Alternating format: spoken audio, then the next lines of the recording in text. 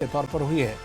जांच के दौरान रियासत में लिया गया था। 10 नवंबर को हुए हिरासत में उन्हें लिया गया था। आपको बता दें कि 10 नवंबर को ब्लास्ट से जुड़े अहम सुराग मिलने के बाद ये गिरफ्तारी हुई थी।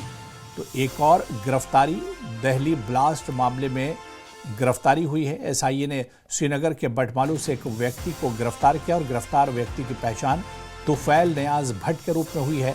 जांच के दौरान इन्हें हिरासत में लिया गया था। तो एसआईए ने श्रीनगर से बटमालू से गिरफ्तार किया है, श्रीनगर के बटमालू। और आपको बता दें कि तुफैल नियाज भट्ट को गिरफ्तार किया गया है। ये बड़ी कार्रवाई, एक और गिरफ्तारी हुई है। अहम सुराग मिलने के बाद ये कार्रवाई की गई है, ये गिरफ्तारी हुई है। तो बड़ी खबर, लाल किला ब्लास्ट मामले में एक और गिरफ्तारी हुई है। एसआईए ने श्रीनगर से एक शख्स को गिरफ्तार किया है। और आपको बताते चलें कि इस गिरफ्तार तुफैल नियाज भट्ट का शख्स का नाम है जिसे गिरफ्तार किया गया है।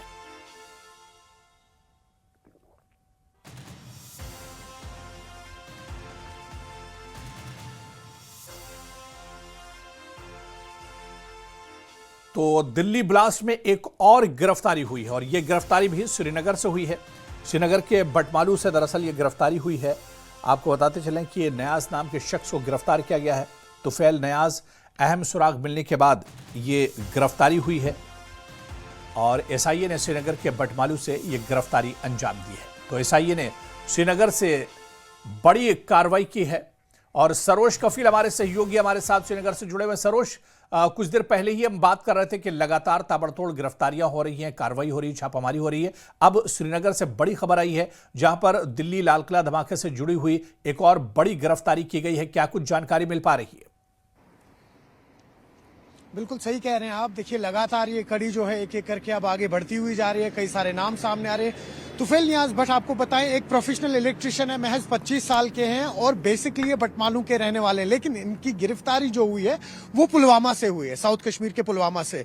और आपको बताएं, पहले जो कार्गो है यहाँ पर, जो स्पेशल एसओजी यहाँ पर है, उन्हें एक इनपुट मिला। उसके चलते हुए उन्होंने जो पुलवामा का इंडस्ट्रियल एरिया है वहां से तुफैल को गिरफ्तार किया और पहले कार्गो सेंटर लाया गया उन्हें श्रीनगर।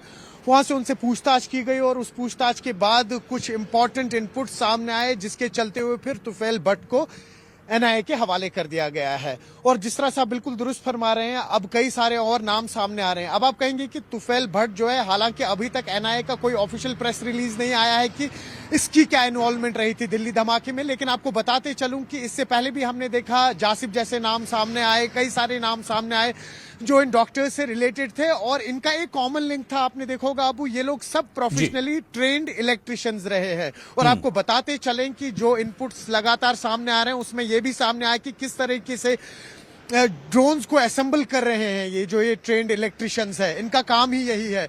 तो शायद उसके चलते हुए कहीं ना कहीं एनआईए को एक लीड मिली है। अब ये देखना होगा कि डिटेन करने के बाद अब इस पे क्या कार्रवाई होगी और क्या ये सामने आएगा कि ये तुफैल भी कहीं ना कहीं जो ये ड्रोन्स असेंबल हो रहे थे उनमें कोई मदद कर रहा था, टेक्निकल सपोर्ट दे रहा था। वो भी अभी पता लग पाएगा जब एनआईए का ऑफिशियल प्रेस रिलीज सामने आएगा। जी अबू। तो बिल्कुल सरोज, जाहिर सी बात है कि जब वो पूछताछ होगी और जब तमाम चीज़ें एक तरह से निकल कर आएंगी तो इस गिरफ्तारी की असल वजह सामने आएगी। कहाँ से इसका कनेक्शन था ये चीज़ भी निकल कर सामने आएगी। लेकिन सरोज, जिस तरह से हम लोग बात कर रहे थे कि जो एक एक कड़ी इसमें जोड़ने की कोशिश की जा रही, कहाँ से कौन सा तार जुड़ा हुआ है, और जो लोग हिरासत में लिए गए, जिन लोगों को गिरफ्तार किया गया, उनकी निशानदही पर भी इस तरह की ताबड़तोड़ कार्रवाइयाँ की जा रही हैं। बिल्कुल सही कह रहे हैं। और देखिए, यहाँ पर जो एक परसेप्शन बन रहा है कि किसी को भी उठाया जा रहा है, ऐसा कुछ भी नहीं है। अभी जब हम बात कर रहे हैं तो जो डॉक्टर्स एसोसिएशन ऑफ कश्मीर है उनकी तरफ से भी एक कंडेमनेशन नोट आया है दिल्ली धमाके को लेके।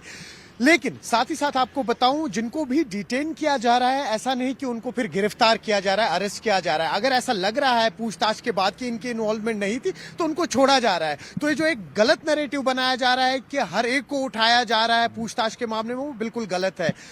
जिन जिन को भी उठाया जा रहा है उनके डायरेक्ट इनडायरेक्ट लिंक्स हैं या नहीं है, डिटेन किया जा रहा है। उनको एक तौर तरीके से जो प्रोसीजर होता है उसमें सवालात पूछे जा रहे हैं, और अगर कहीं ना कहीं लग रहा है कि ये डायरेक्टली इनडायरेक्टली मुलविस थे दिल्ली धमाके में, या अदरवाइज जो आगे इनका ये टेरर का नेक्सस है उसको बस्ट करने में किसी भी तरीके की लीड मिल पा रही है इन लोगों से, इनसे सवाल जवाब पूछे जा रहे हैं और इनके बाद इनको छोड़ा जा रहा है। जिसमें हमने देखा कई सारे नाम जो अभी दिल्ली धमाके में भी आए थे उनको भी डिटेन किया गया था और फिर इवेंचुअली छोड़ दिया गया था।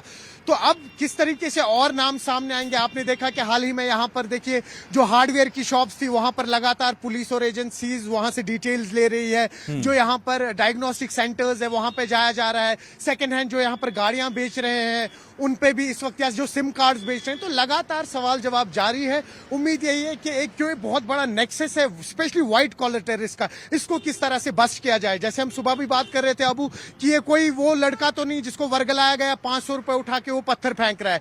ये मामला नेशनल सिक्योरिटी का है, और जब इसमें व्हाइट कॉलर टेररिज्म का नाम जुड़ जाता है तब डायनेमिक्स थोड़ा सा चेंज होते हैं। चैलेंजिंग होता है एमएचए के लिए, सिक्योरिटी एजेंसीज के लिए, क्योंकि शातिर लोग होते हैं ये, 4-4, 5-5 लाख की नौकरियां करते हैं गवर्नमेंट ऑफ इंडिया के ऑफिसेज में बैठ के। इनको टैप करना थोड़ा सा चैलेंजिंग होता है, लेकिन जिस तरह से हमने देखा दिल्ली ब्लास्ट के बाद किस तरह से ये पूरी प्रक्रिया अब पेस अप हो गई है, एक फास्ट ट्रैक पकड़ लिया है। उम्मीद यही है कि आने वाले वक्त में इस तरीके के और कई लोग हैं जिनको डिटेन किया जाएगा, और फिर अगर डायरेक्टली इनडायरेक्टली उनका कोई लिंक है उसके बाद उन पे आगे कार्रवाई होगी। जी अब बिल्कुल सरोज, जाहिर सी बात है कि अब तमाम सुरागों की बुनियाद पर यह तमाम कार्रवाई अंजाम दी जा रही है और आगे भी इस तरह की कार्रवाई देखने को मिल सकती है। बहुत बहुत शुक्रिया सरोज हमारे साथ जुड़ने के लिए, डिटेल में तमाम जानकारी साझा करने के लिए। तो लाल किला ब्लास्ट मामले में ये एक और बड़ी गिरफ्तारी हुई है, और आपको बताते चलें कि एसआईए ने एक शख्स को गिरफ्तार किया है, तुफैल नियाज भट्ट को गिरफ्तार किया गया है।